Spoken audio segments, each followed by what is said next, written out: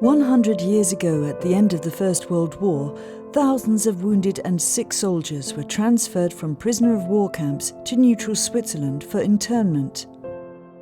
The International Committee of the Red Cross, ICRC, proposed it. The Swiss government organised it, and the warring nations paid for it. 7 million military personnel were taken prisoner during the Great War. Swiss doctors visited POW camps to select potential internees. The ICRC still has the records. The conditions could be pretty awful in these camps run by the Central Powers because of the blockades imposed on these countries, which made living conditions more and more difficult.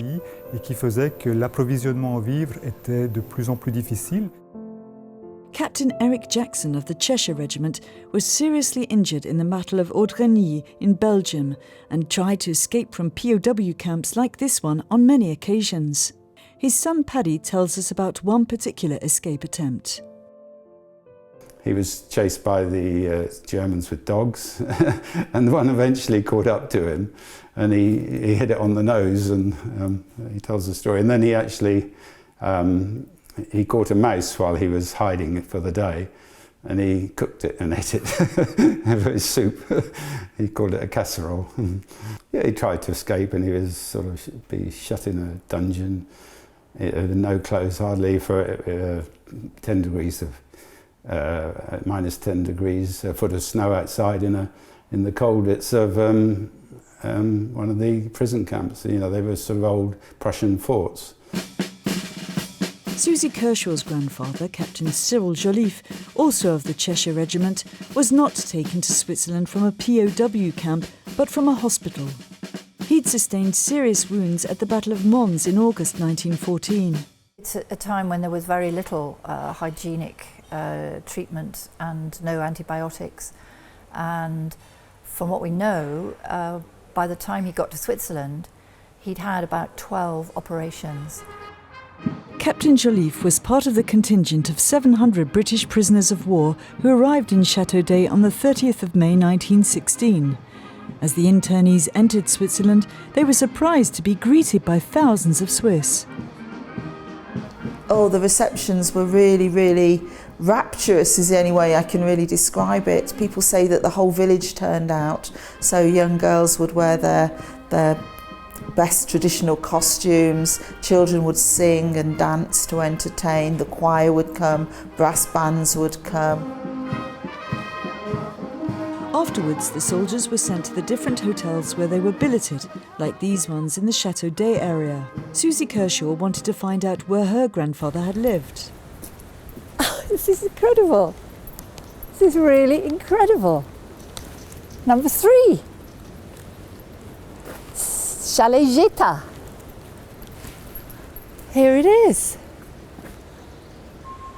He's not So here. what do you think about seeing the chalet where your grandfather would have stayed? Well, it's really exciting.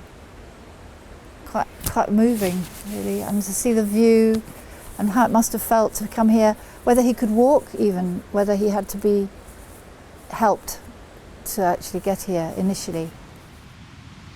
This is a picture of Sergeant Major William Henry Kitson, also interned in Château. His granddaughter Frances Burns is following his trail. It was in the newspaper in Sheffield, where they listed our men missing in action, and he was one of them. I think it was about 1915. Can you imagine what it would be like, being told that someone was missing in action and having a small baby, which my grandmother did, and mourning. And when he came home from the war, he came home very much the sergeant major that he was, and he ran the family like a regiment. But at moments of tenderness, for example, when my mum was ill when she was a child, he used to share with her a little book of Alpine flowers that he had pressed here in Château. POWs were not allowed to leave the villages where they were interned, and boredom quickly set in. The Swiss came up with the idea of training them. Teachers were brought over from Britain.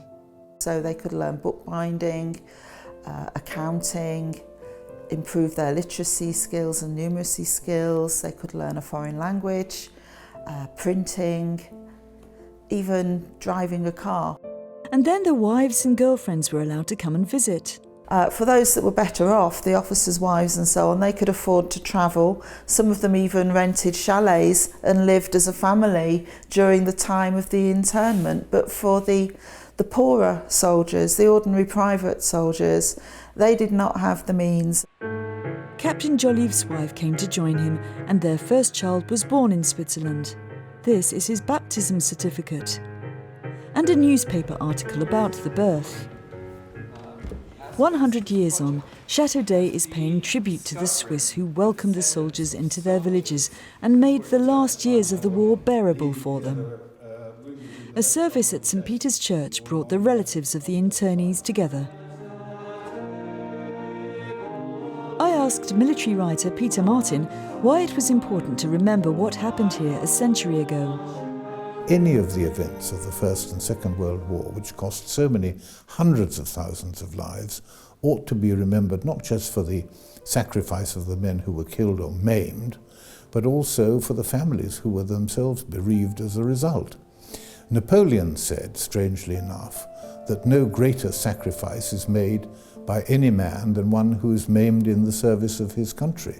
So these internees, who were badly wounded, most of them maimed, blinded, losing limbs and so on, made a great sacrifice short of dying for their country, and we should never forget them.